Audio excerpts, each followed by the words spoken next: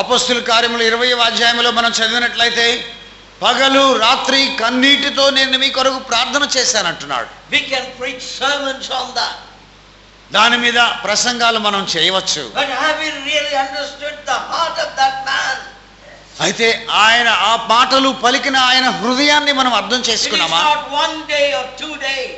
ఒక దినం కాదు, 2 దినాలు కాదు, Not 1 week or 2 weeks. ఒక వారము కాదు, 2 వారములు కాదు, Not 1 or 2 months. లేక 1-2 నెలలు కాదు. How long was it? ఎన్నాళ్ళు ప్రార్థన చేశాడు చెప్పండి. You imagine, put yourself in that situation for 3 years. 3 సంవత్సరాలు ఒకవేళ మీరు అలాంటి పరిస్థితిలో ఉంటే ఏ విధంగా ఉంటుందో ఊహించండి. Your tears will dry up, brethren. సహోదరులారా, మీ కన్నీరు కదా ఎండిపోతాయి. But this man was so concerned. ఈయనైతే ఎంతో ఆసక్తి కలిగిన వాడై కన్నీటితో ప్రార్థించాడు. Why was that? ఎందుకు అలా చేశాడు? He knew Lord Jesus Christ so close, and he enjoyed the preciousness of Christ and the fellowship so much that he wanted them to enjoy that in the similar way continually. యేసుక్రీస్తు ప్రభువును ఎంతో దగ్గరగా ఎరిగిన వాడై ఉండి ఆయన సహవాసములో ఎంతగానో ఆనందించిన వాడుగా ఉన్నందుచేత వారు కూడా అట్టి స్థితి పొందాలి కోరుకున్న వాడై కన్నీరు So కార్చాడు. we saw the second group in Ezra. యెజ్రా గ్రంథములో 2వ గ్రూప్ వారిని మనం చూచాం. They were able to show who they are, వారు తాము ఎవరో చూపించుకోగలిగారు, కానీ but they claimed a particular privilege as their right. ఒక ప్రత్యేకమైనటువంటి ఆధిక్యత, ఇది మా హక్కు అన్నట్లుగా వారు They కోరుకున్నారు. wanted to serve God as priests, యాజకులుగా మేము దేవుని సేవిస్తామని వారు కోరారు. but they could not show that on what basis they can claim this privilege as their right. వారి జీవితాలలో ఈ ఆధిక్యతను ఏ రుజువును బట్టి, ఏ ఆధారాన్ని బట్టి పొందగలరో దానిని నిరూపించుకోలేకపోయారు. So they were told, till the Lord shows us clearly, you cannot have any participation in the holy thing. కనుక ప్రభువు మీకు తేటగా దీనిని బయలుపరిచేంత మట్టుకు దేవుని పరిశుద్ధమైనటువంటి ఆ కార్యములలో మీకు పాలు ఉండదు అని వారు చెప్పబడ్డారు. I told you in the morning session before lunch, you look at their condition now. ఉదయకాలం నేను మీకు చెప్పాను, వారి స్థితిని చూడండి. Came all the way from captivity, expecting great things, but here they are not allowed. చెర నుండి కదండి ఎంతో ప్రయాసతో వారు తిరిగి వచ్చారు, ఎంతో ఊహించుకున్న వారై ఇప్పుడు ఏమీ లేని వారుగా ఉంటున్నారు. No special consideration. వారి కొరకు ప్రత్యేకమైనటువంటి మరి పొందేదాని కొరకైన స్థితి ఏమీ లేదు. Oh, consider on the humanitarian ground. మనం వింటుంటాం కదా, మానవత్వాన్ని బట్టి వారిని లెక్కించండి లేక తీసుకోండి అంటాం. These leaders have learned a very bitter lesson in their captivity. చెరలో ఉంటున్నటువంటి ఆ నాయకులు ఎంతో కఠినమైనటువంటి ఆ పాఠాలు They నేర్చుకున్నారు. do not want that same mistake to be repeated. అదే తప్పు మరలా జరగకూడదని వారు కోరుకున్నారు. But you know what happened? జరిగింది ఏంటో మీకు తెలుసు కదా. All this discipline did not last long. ఆ క్రమశిక్షణ అంతా కూడా ఎక్కువ కాలము నిలిచి ఉండలేదు. So fallen these people were.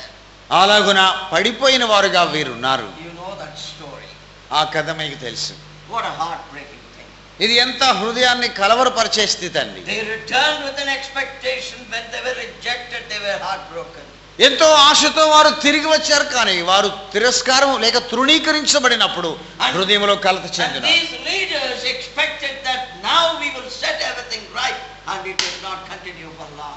Another heartbreak.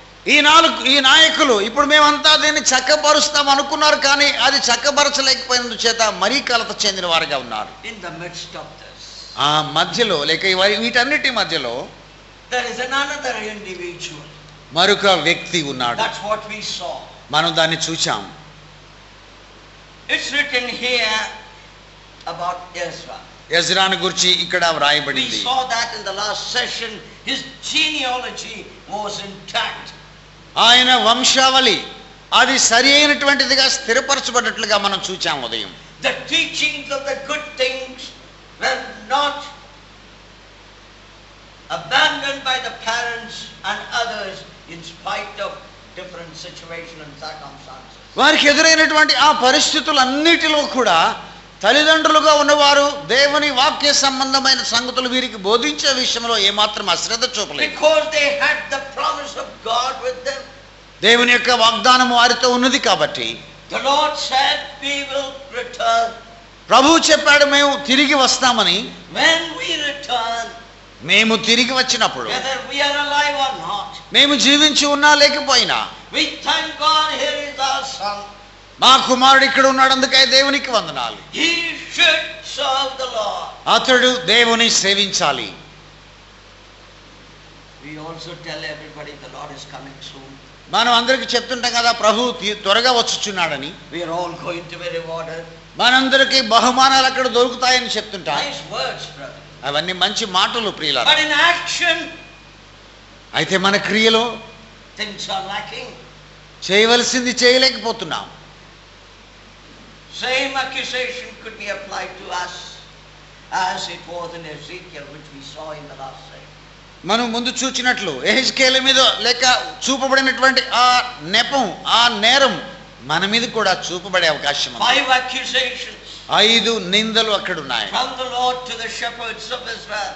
ఇశ్రాయేలు కాపరులు గురించి ప్రభువు చెప్పిన మాటలు అవి. What were these 5 accusations? ఈ 5 నిందలు ఏమిటి? You fleeced the flock. మందను మీరు చెదరగొడుతున్నారు అంటున్నాడు. You fed not the flock. మందను మీరు మేపిన వారు కారు అంటున్నాడు. You fed on the flock. మీరు మంద వలన మేలు పొంది లాభపడ్డారు అంటున్నాడు. You protected not the flock. మందను మీరు కాపాడిన వారు కాదంటున్నాడు. You cared not for the flock. మంద విషయమై జాగ్రత్త మీరు చూపిన వారు కాదంటున్నాడు. That not happen. అది మన మధ్య జరుగుకుండును గాక. It's very important. ఇది చాలా ముఖ్యమైనటువంటి సంగతి. Now this Ezra. ఈ Ezra, What is written about him? ఆయన గురించి ఏమి రాయబడింది? Verse 6 of chapter 7. ఎజ్రా గ్రంథం 7వ అధ్యాయం 6వ వచనం. ఈ ఎజ్రా ఇశ్రాయేలు దేవుడైన యెహోవా అనుగ్రహించిన మోషే యొక్క ధర్మశాస్త్రమునందు ప్రవీణత గల శాస్త్రి మరియు అతని దేవుడైన యెహోవా హస్తం అతనికి తోడుగా ఉన్నందున అతడు ఏ మనవి చేసినను రాజు అనుగ్రహించెను. This Ezra. ఈ Ezra, This word, this explains a lot of things. ఈ అనే ఈ పదం అనేక విషయాలను మనకు వివరిస్తుందండి. It talks about his parents. అతని తల్లిదండ్రుల గురించి మాట్లాడుతుంది. It talks about how they fulfilled their responsibility. వారు కుమారుని పట్ల బాధ్యతను ఏ విధంగా నెరవేర్చారో దానిని తెలియచేస్తుంది. And it talks about Ezra himself. ఎజ్రాను గురించి కూడా ఈ మాట తెలియచేస్తుంది. You see, the things of God can be taught. దేవుని యొక్క విషయాలు మనం నేర్పవచ్చు. But it has to be a two-way thing. ఈ నేర్పుట అనేది 2 రకాలుగా 2 వైపులా జరగాలి. You are willing to teach. నేర్పేదాని కొరకు నీవు ఇష్టపడేవాడుగా You ఉండాలి. are willing to labor. ప్రయాసపడడానికి నీవు ఇష్టపడేవాడుగా ఉండాలి. But what about the other? ఆ 2వ వైపున సంగతి ఏమిటి? They should be willing to accept you. ప్రజలు అంగీకరించే దాని కొరకు They సిద్ధంగా should be ఉండాలి. willing to listen to you. వారు మీ మాటలు వినడానికి ఇష్టపడేవారుగా ఉండాలి. Many of our children have the same problem, right? మనలో అనేక మంది పిల్లలు ఈ సమస్య కలిగి ఉన్నారు కదా. I am also a father, so I can tell you that. నేను తండ్రిని కనుక నేను ఈ మాటలు చెప్పగలను. They cannot see that distance as we can see things. మనము సంగతులు తేటగా చూచినట్లుగా పిల్లలు చూడలేరు. Same is the case with the flock of God. దేవుని మంద విషయంలో కూడా ఇదే సంగతులు ఉన్నాయి. We know in the scripture the Lord says that they don't want me to be their shepherd. ప్రభు చెప్తున్నటువంటి లేఖనంలో మాటలు మనం ఎరుగుదాం. వారు తమ కాపరిగా నన్ను ఉంచుకునే దానికి ఇష్టపడడం లేదన్నాడు. So what is it talking about Ezra? ఎజ్రాని గురించి ఏం చెప్తున్నాడు ఆయన? He believed his parents. తల్లిదండ్రుల మాట నమ్మినవాడు ఈయన. He was obedient to his parents. తల్లిదండ్రులకు లోబడినవాడు ఈయన. He knew what is expected of him. ఆయన యొద్ద మరి ఏమి కోరబడుతుందో ఎరిగినవాడుగా ఉన్నాడు. And he gave himself to know those things.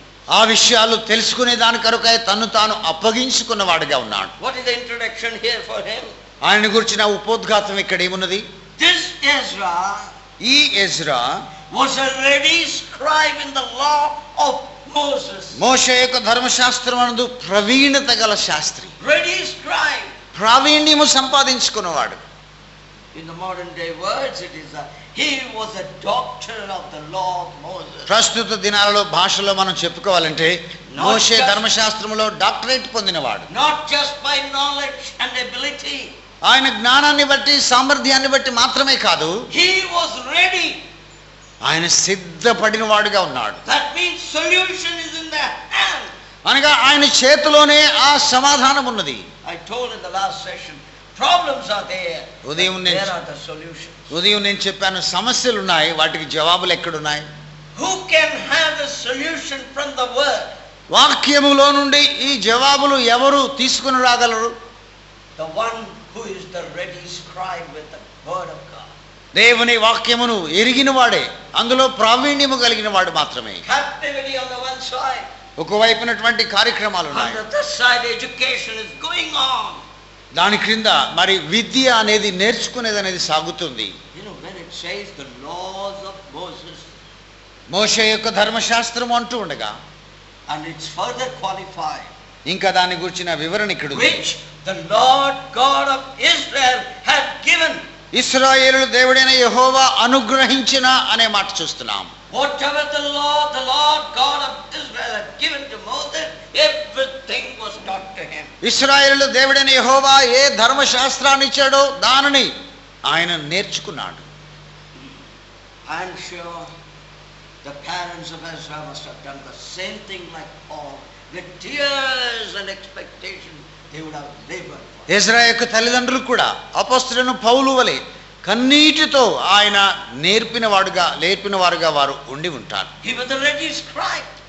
ఆయన ప్రావీణ్యము కలిగి సిద్ధపాటు కలిగిన వాడుగా ఉన్నాడు. Verse 10 of the same chapter. ఇదే అధ్యాయంలోని 10వ వచనం, ఎజ్రా యెహోవా ధర్మశాస్త్రమును పరిశోధించి దాని చొప్పున నడుచుకొనుటకును ఇశ్రాయేలులకు దాని కట్టడను విధులను నేర్పుటకును దృఢ నిశ్చయము చేసుకొనెను.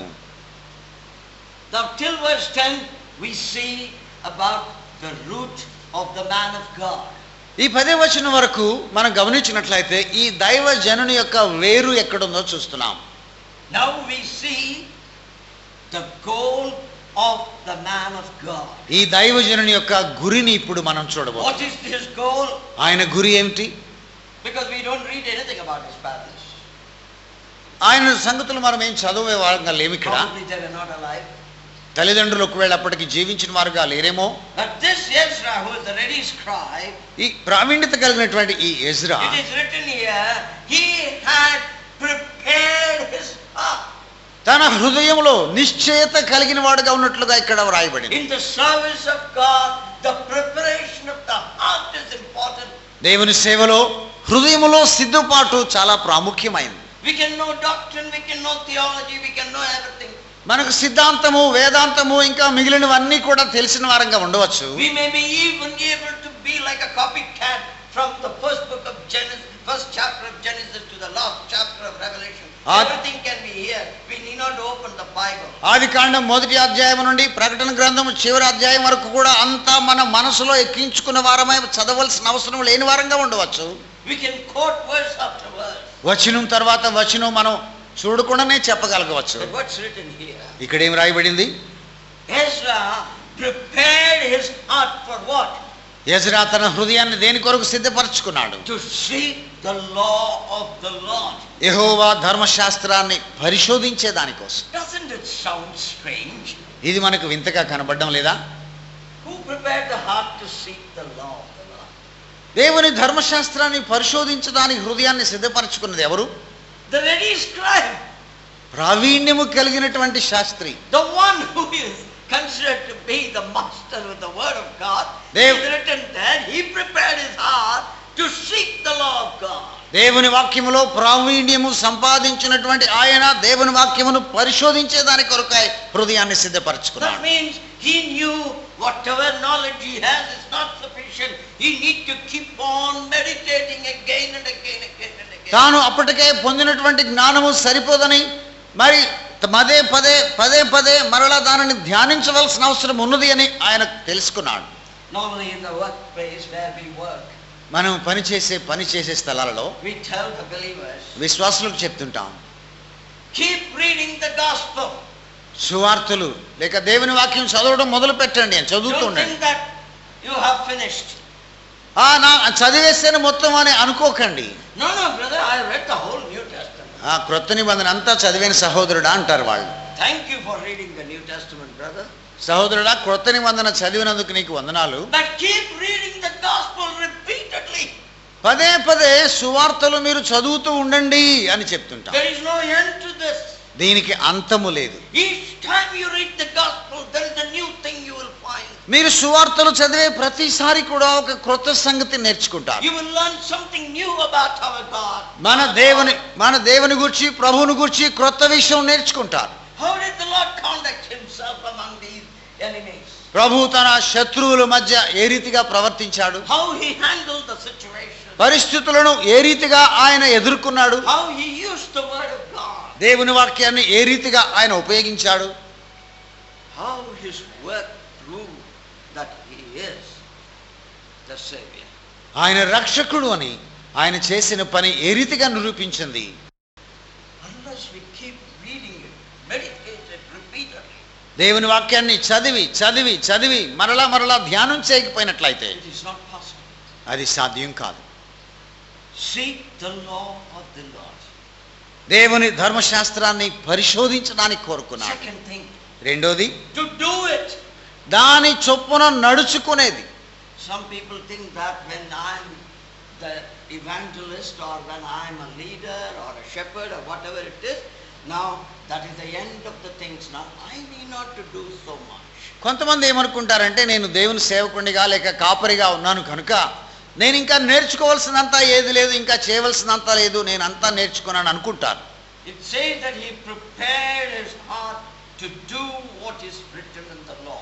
దేవుని ధర్మశాస్త్రములో ఏమి వ్రాయబడిందో దాని ప్రకారంగా నడుచుకోవడానికి తన హృదయాన్ని ఆయన సిద్ధపరచుకున్నట్లుగా That does చదువుతారు. not mean that he was not doing.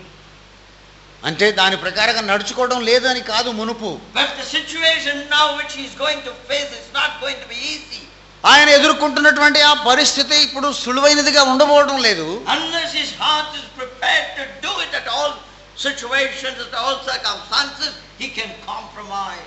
అన్ని పరిస్థితులలో దేవుని వాక్య ప్రకారంగా నడవడానికి హృదయమందు సిద్ధపాటు లేకపోతే ఆ పరిస్థితులతో రాజీ పడే అవకాశం ఉంది. One small compromise, brethren. ఒక చిన్న విషయంలో రాజీ పడితే It సహోదరులారా, is like a little leaven which the enemy is waiting for. అది చిన్న పులుపు లాంటిది. సాతానుడు దాని కొరకే కనిపెట్టుకొని We are చూస్తున్నాడు. so weak in our nature. మన స్వభావాన్ని బట్టి మనం ఎంతో బలహీనులం. That is why the Lord told the disciples in the John's Gospel, you can do nothing without. అందుకే ప్రభు యోహాను సువార్తలో శిష్యులతో చెప్పాడు, నేను లేకుండా We మీరేమి need చేయలేరు. his grace and his power and his presence all the time. ఆయన కృప, ఆయన బలం, ఆయన ఇచ్చే శక్తి అన్ని వేళల్లో మనకు అవసరం. And then the third thing, తర్వాత మూడవ సంగతి, to teach the law of the Lord God in Israel. ఇశ్రాయేలులకు దాని కట్టడలను విధులను నేర్పుటకు. It is qualified here.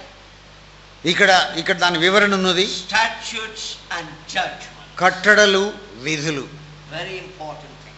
చాలా ముఖ్యమైన సంగతులు. Statutes and judgment. కట్టడలు విధులు. God did not make a mistake by saying this. దేవుడు ఈ పదం రెండు ఉపయోగించడం ద్వారా దేవుడు తప్పు చేయలేదు. This is the direct contradiction to what we read in chapter 2. రెండవ అధ్యాయంలో మనం చదివిన మాటకు ఇది మరి ఎంతో వ్యతిరేకమైనటువంటి మాటగా All కనబడుతుంది. these three were in captivity. వీరందరూ కూడా ఈ మూడు తరగతుల వారు చెరలో ఉన్నారు. But అయితే one made a big difference. ఈ ఒక వ్యక్తి గొప్ప తేడా చేయగలిగాడు. That shows that how the priority was set in his family.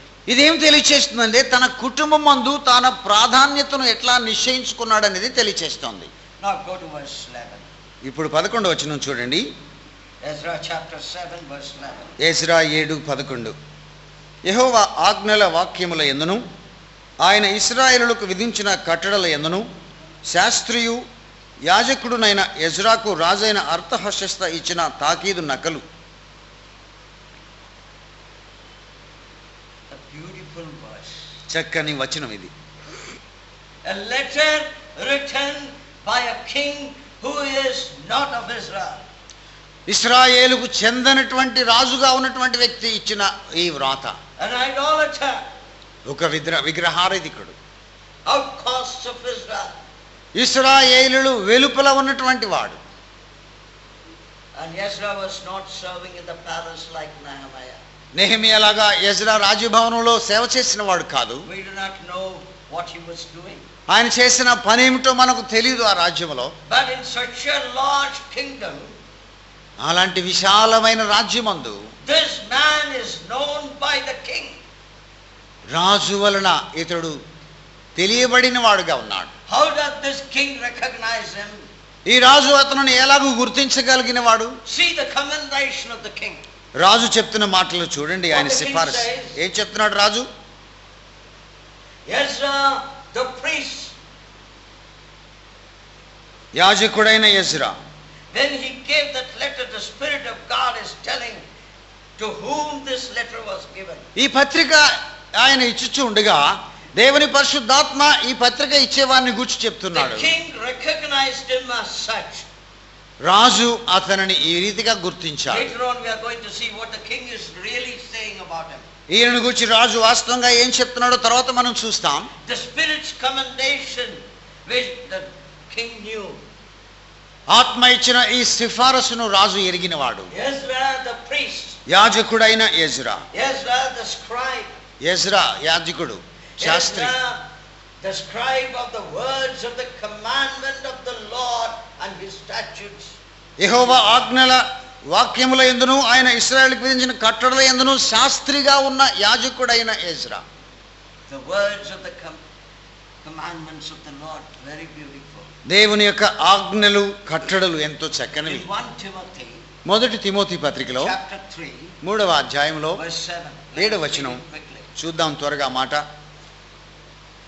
1 Timothy chapter 3 మొదటి తిమోతి పత్రిక 3వ అధ్యాయం verse 7. 7వ వచనం.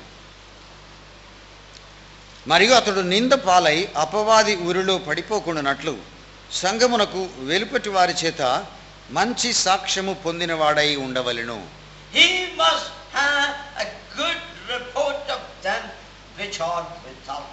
సంఘమునకు వెలుపటి వారి చేత మంచి సాక్ష్యము పొందినవాడై ఉండవలెను. How do the people talk about you outside the assembly? సంఘము వెలుపల ఉన్నవారు నిన్ను గూర్చి ఏం మాట్లాడేవారుగా ఉన్నారు? The saddest thing is దుఃఖకరమైన సంగతి ఏమిటంటే we live a double life. మనము రెండు రకాల జీవితాలను జీవించే వారంగా ఉంటున్నాం. In the assembly we are Seminites, outside the assembly. సంఘములో మన జీవితం, వెలుపల మన జీవితం వేరువేరుగా ఉన్నాయి. 1 Thessalonians మొదటి తెస్సలోనికలకు రాసిన పత్రిక chapter 4 4వ అధ్యాయం verse 12. verse 12. Is it 12? 1 Thessalonians Yes. chapter 4 మొదటి తెస్సలోనిక పత్రిక 4:12. తెలుగులో 10-12 వచనాలు కలిసి ఉన్నాయి. సహోదరులారా, మీరు ప్రేమయందు మరి ఎక్కువగా అభివృద్ధి నొందుచుండవలననియు సంఘమునకు వెలుపటి వారి ఎడల మర్యాదగా నడుచుకొనుచు మీకేమియు కొదువు లేకుండానట్లు మేము మీకు ఆజ్ఞాపించిన ప్రకారము పరుల జోలికి పోక మీ సొంత కార్యములను జరుపుకొనుట యందును మీ చేతులతో పనిచేటు యందును ఆశ కలిగి ఉండవలనని మేమును హెచ్చరించుచున్నాము. What is written here? ఇక్కడ ఏమున్నది? Need not to be explained much. దీన్ని ఎక్కువగా మనం వివరించాల్సిన అవసరం లేదు. But it says here ఇక్కడ ఏముందంటే in verse 12 12వ వచనంలో that you may walk honestly toward them that are without, and that you may have lack of nothing. సంఘమునకు వెలుపటి వారి ఎడల మర్యాదగా నడుచుకొనున్నట్లు అంటున్నాడు. Walking honestly, it is okay. మర్యాదగా నడుచుకోవడం ఒకటి, But he says what is going to be the result of that?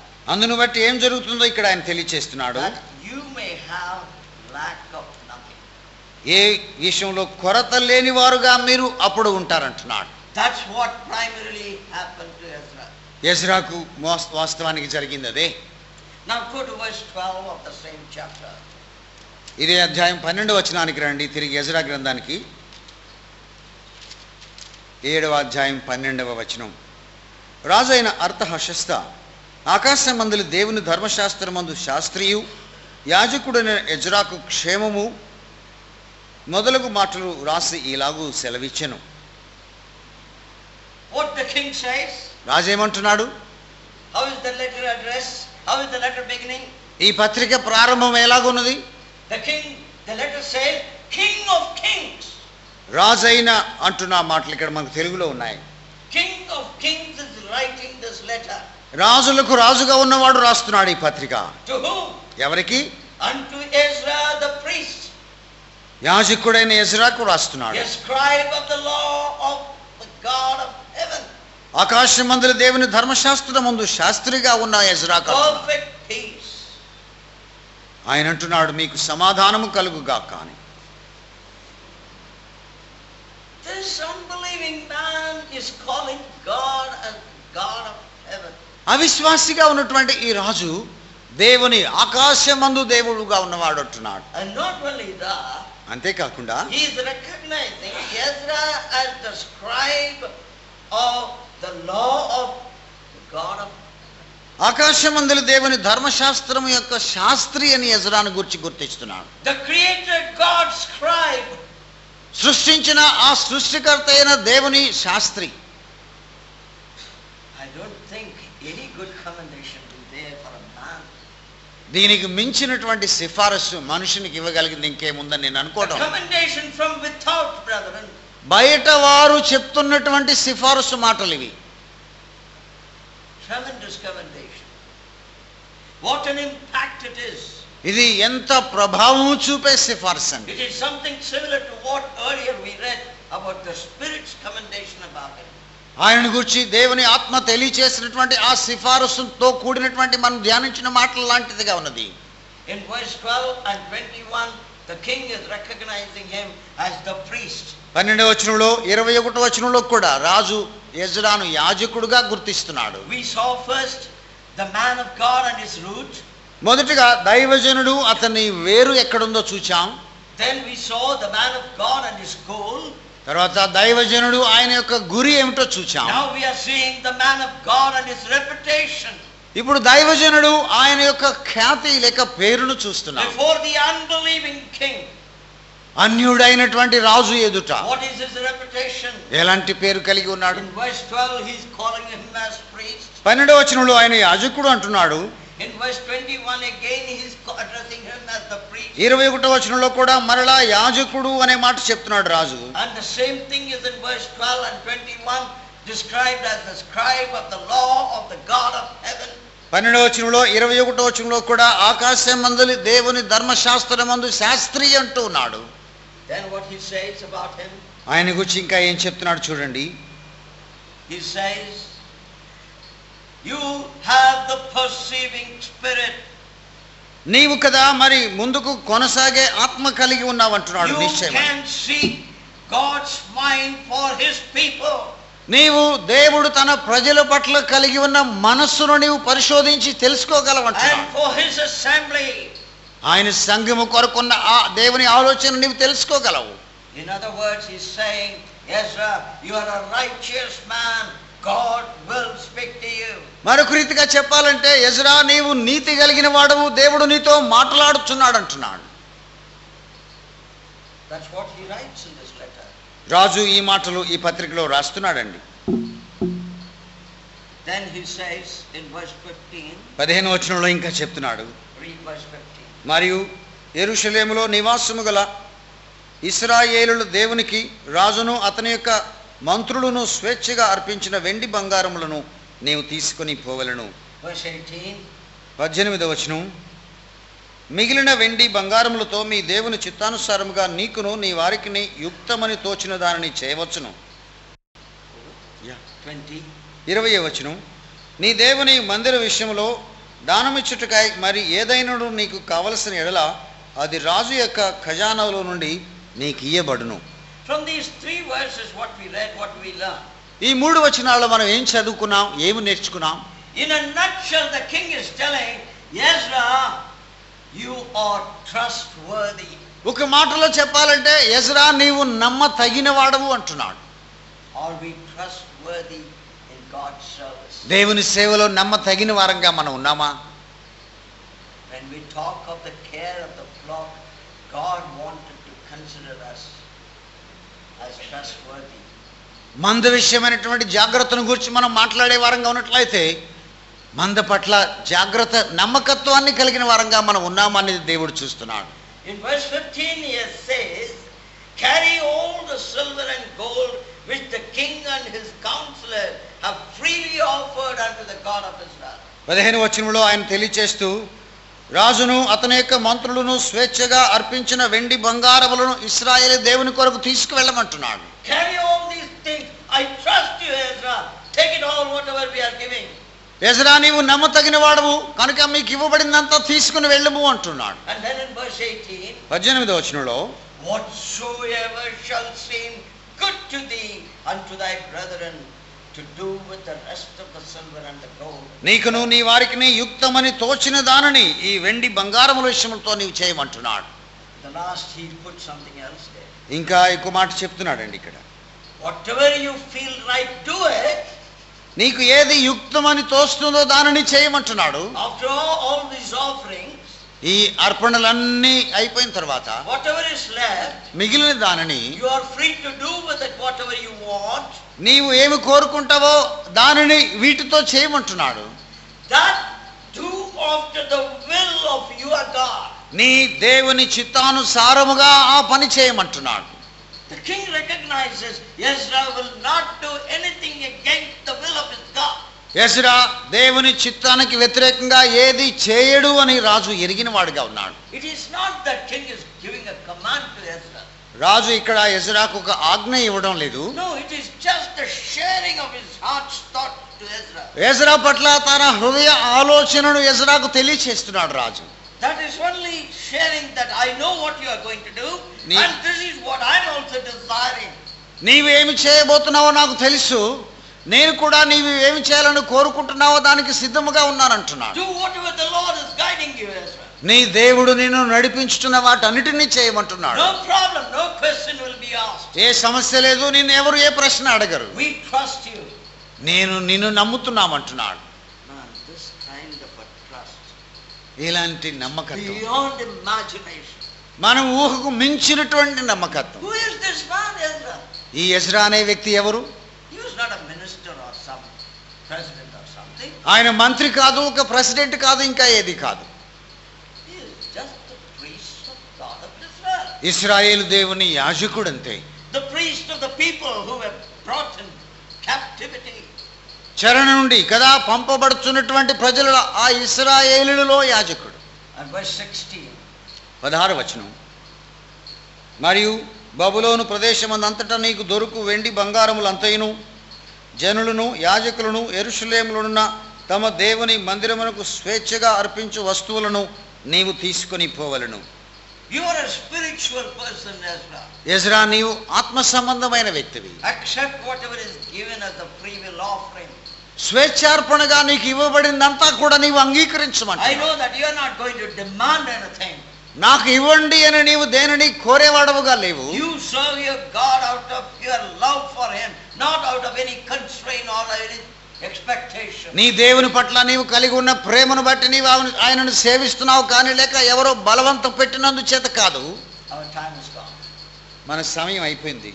Now few more things about him the king writes. రాజు రాసిన మరికొన్ని సంగతులు ఎజ్రాను గూర్చి Tomorrow we are going to see that. Tomorrow The reputation of the man of God. దైవజనుని యొక్క ఆయన కలిగి ఉన్న ఆ పేరు లేక ఆ ఖ్యాతి, ఇందులోని మిగిలిన సంగతులు ప్రభు చిత్తమైతే రేపు మనం చూద్దాం.